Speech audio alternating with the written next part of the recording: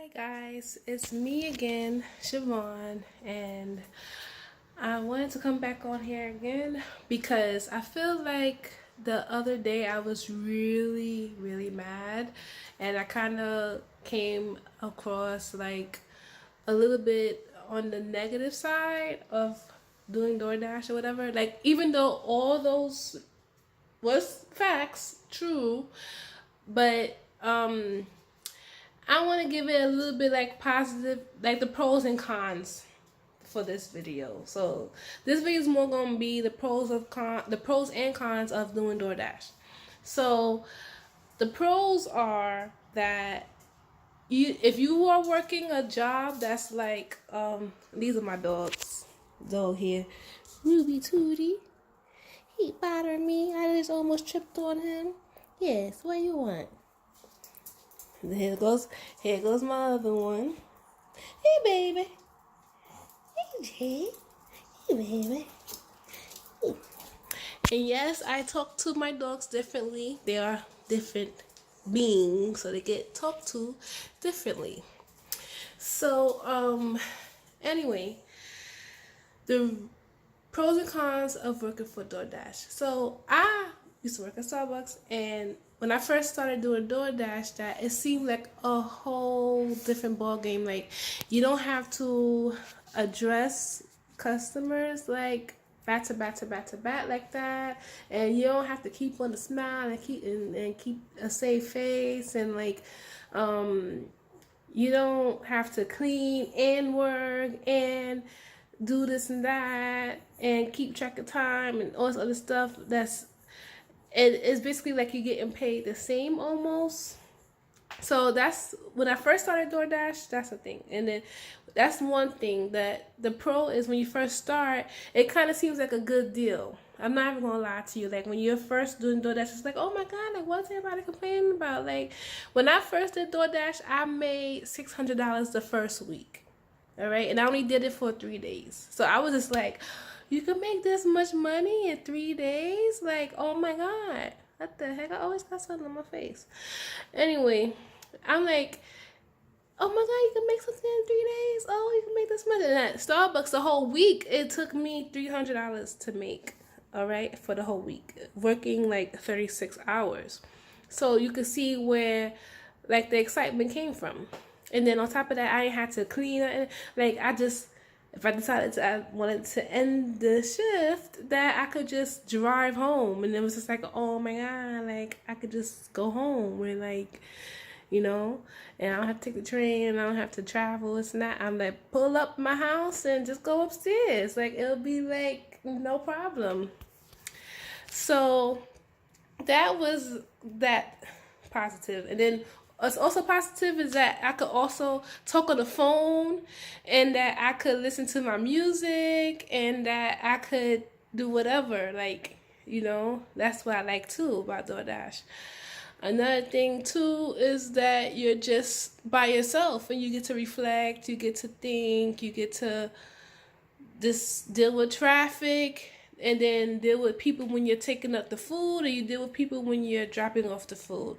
Sometimes you get tipped cash, so that's a positive too. I like when they be tipping cash when I do go up to their door, And then the thing positive is that on the busy days, when they have like the $9 extra bonus pay, or even like the $10-12 bonus pay, those days are great. Those days are good. But usually those days are like during bad weather though, so take that as you want it. Yeah, so I feel like I've gone over most of the positive things. Now, some of the negative things, I'm not going over the things that I already went over, all right? If you want to check out my negative stuff, then you can go back to the video that I had posted a few days ago. I'm going to go over like the slight negatives this video. It's going to be a little bit more light, all right? So this time I'm going to say like about the extra pay that it's stipulated, which means that it's either stipulated two ways. Either if you don't meet your speed requirement, that you won't get your extra pay. Or if you don't accept 80% of the orders, you don't get your extra pay. So what that means is not that your average rating, that is not what affects your extra pay. That actually doesn't even matter. This something that they do to make you want to accept all them orders, even if it's a $3 order. I feel like that's a scare tactic. But and I sound nasally because I have bad allergies, and my allergy medicine is not working, so I sound terrible. So it's not that the extra pay. Okay, so you can lose it two ways. So if you not, so they time you, and that if you don't meet the time, like 60% of the time or under, that you lose that bonus pay. You won't get paid. So it'll still promise you like, oh, you get like the $6 plus this other $6 pay, blah blah blah. But then you'll be like, wait, I didn't get it. So that's that. When it times you, when it's during the time when it times you, I don't even care. I'll still decline, and wait for the big fish. Big fish, what I consider big fish, is like $10, $12, or the $13 orders. So they like to flash them $5 orders and be like, oh, but we got the extra pay for $6, blah blah blah, to make the excuse to pay you $5. Like, no.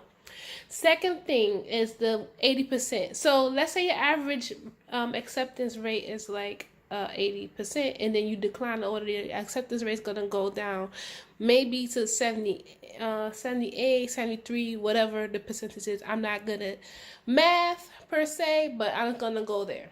So your average rating does not affect the extra pay bonus rating. So like, it's during your dash. So let's say you've been accepting orders all day, and then you only decline once. What that means? That means that you're going, let's say you did 10 orders and you only declined once. That is like a 90% acceptance rate. So you'll still receive your bonus pay. Now, if you are doing 10 orders and you decline 3, then that makes 70%.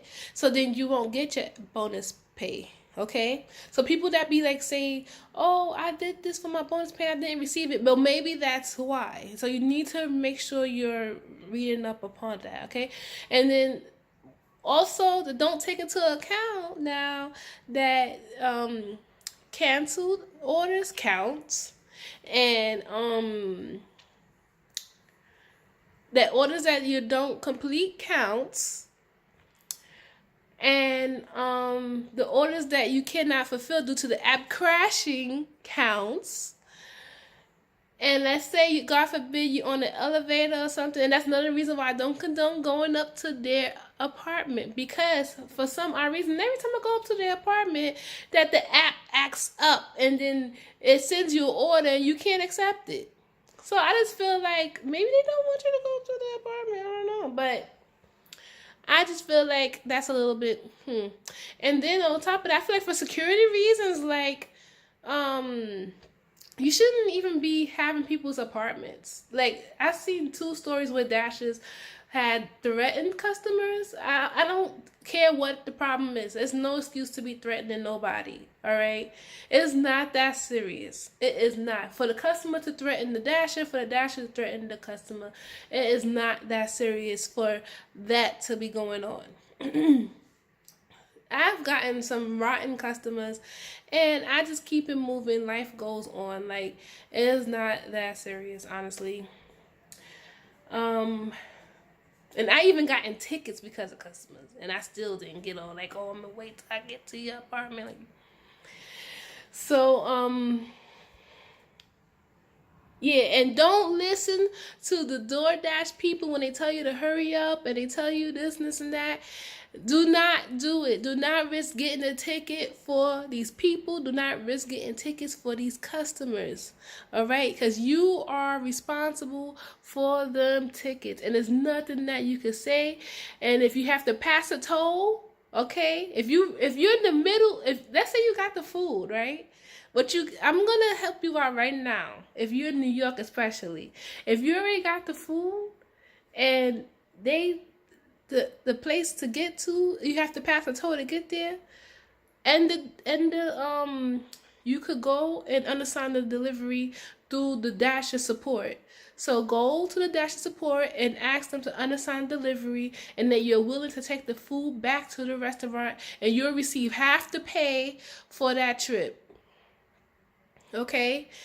Because if you fulfill that pay, if you fulfill the order and then you go pay the toll, they're not responsible for the toll. Okay? So they're going to leave you responsible for the toll. And, it's not fair. I know it's not. They should take responsibility for where their customers are ordering. But they don't. There's a lot of things that they don't take responsibility for that I think they should. Also, they do steal tips. Now, I'm explaining to you, allegedly. Because this is how they steal tips.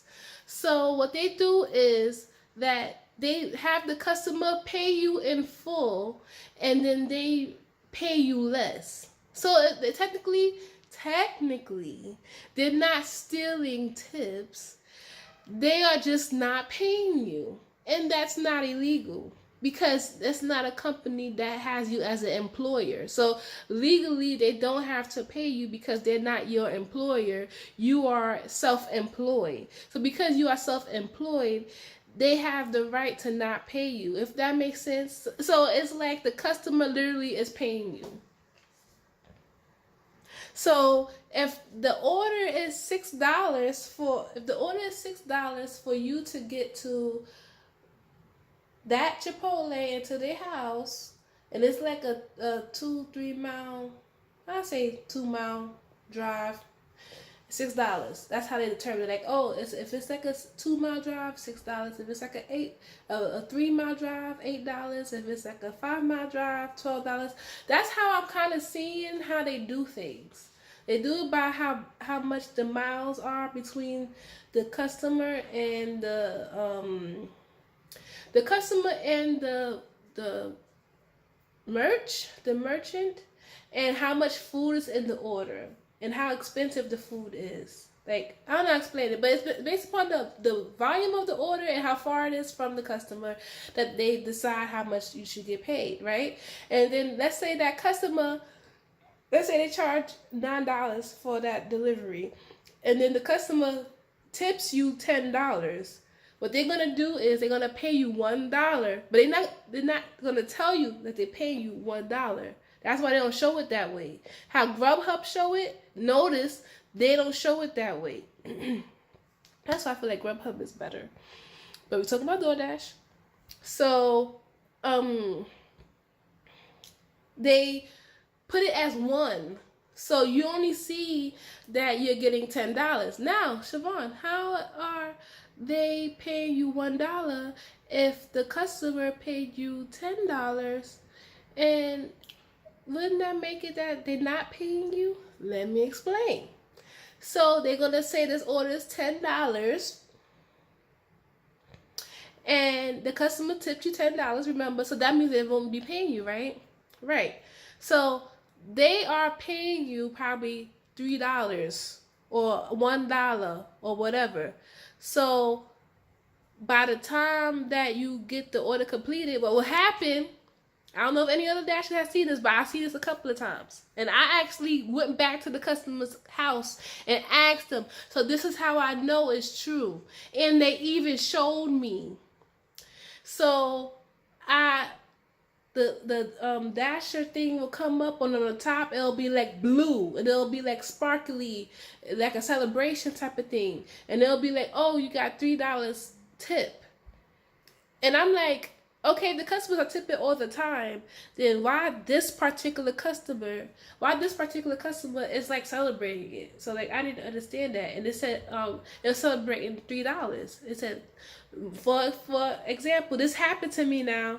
This very example, it was a $10.18 order, and then when I delivered it to the customer, it's a McDonald's order. When I delivered it to the customer had tipped me $3, right? So I went back to the guy's house, and I'm like, sir, Why is it that it's celebrating me getting $3 from you? He was like, what? I don't understand. Like, why are you coming up to me with this? I was like, no, just curious because people tip all the time, and that I didn't understand why it's celebrating the $3 that you tipped me. Like, what did you do differently? He was like, $3. I tipped you 10. And I was like, well, it showed me you only took me $3. And he was like, let me see your phone. And I showed him my phone with the screen still on the top. It had said $3 and some change, and then the total pay on the bottom, right? So he's like, oh wow. He said, let me go get my phone. So he got his phone and he showed me that he tipped me $10, and they decided whatever they was going to pay me after the fact. So when the customers tip over the delivery amount, they decide how much they're going to pay you, and they can pay you up to $1 for the delivery. So in their defense, they are not taking tips, but technically they are. But they're not stealing tips, but they're paying you nothing because they can pay you nothing because you're not their employee. And when them taxes roll around, you're going to owe so much money back to the government to file your taxes. It's going to be ridiculous. And then the wear and tear on your car is going to be terrible. And all that, they talking about, oh, you could claim your mileage. First of all, half the miles that you drive is not even accounted for, because they don't account for the mileage that you drive to the merch as miles. So they only account for the miles that you get the food and you deliver it to the customer. That's the only miles they account for. They don't account for the miles that take you to drive to the restaurant. And if you get into an accident driving to the restaurant, they don't count for that either. They only account for accidents if you are holding the food in your car while driving to the customer. So make sure you pay attention to that too. What else can I think of? I can't think of anything else at this point. So I'm gonna talk to you later. Bye.